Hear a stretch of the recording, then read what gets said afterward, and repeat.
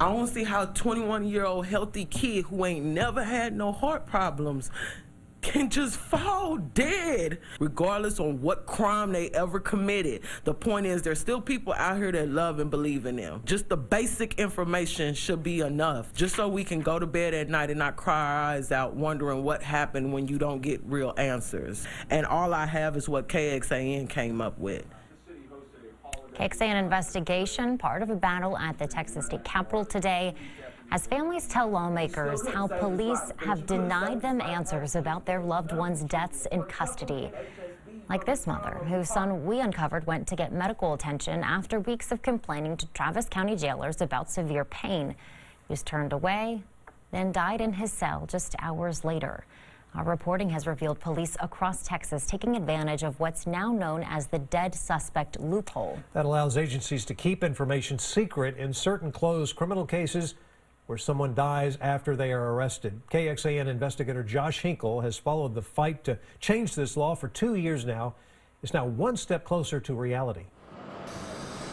My wife and I got the most dreaded phone call any parent can ever receive.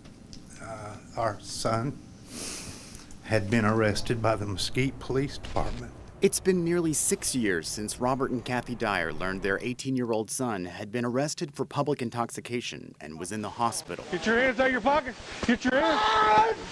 Get back. Get back. Get back. Get back. Told us that Graham was very gravely injured. He died hours later, but police denied the Dyers any details about how or why. Only years later, through the FBI, they obtained the video showing their son tased repeatedly by officers, I've got a seat. then slamming his head roughly 50 times in the back of a patrol car, leading to his death. You can't tell a parent, well, your child died, so we don't have to tell you what happened. That doesn't make any sense at all. As hard as this is, I just thank you, because you're going to save lives. And you're going to prevent other parents from having to go through what you've gone through. The Dyers testified in favor of a bill that would require police to release information when a suspect dies in custody. All this is about is closing a loophole and shining a light on incidents where our government is involved in the loss of a life. I'm not surprised that there'd be strong opposition from law enforcement. Police unions from across the state showed up with concerns about internal affairs investigations and evidence surrounding police officer deaths. Because there's two perspectives on this issue, I think is a better way to make sure we can do this. I hear and respect the concerns some of our witnesses have testified about, which is why I've already committed to fixing the internal affairs concern. Also heard the concerns about the privacy of those in law enforcement that have lost a colleague. The blood slowly dripping out from his head and his body encased in blood. I don't want that to be available for the media or anybody else. That is something that I think we can certainly address as well. As the law stays as it is, the police will continue to deny families those records. This marks the second legislative session that Robert and Kathy Dyer have testified in support of this bill.